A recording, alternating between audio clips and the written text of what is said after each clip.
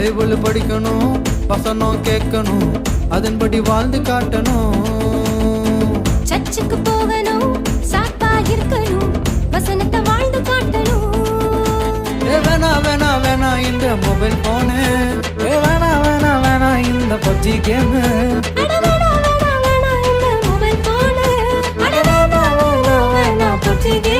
எனக்கு இயேசு மட்டும், அடடா இயேசு மட்டும், ஐயோ இயேசு மட்டும் என் கூட இருந்தா போதும். இந்த லேசினஸ் பொண்ணு எல்லாம் காணா போகும். அடடா இயேசு மட்டும் என் கூட இருந்தா போதும். இந்த சாத்தானோட வாழு எல்லாம் சுருண்டு போகும். தாரா தாரா ரே ரே ரே தாரே ரே ரே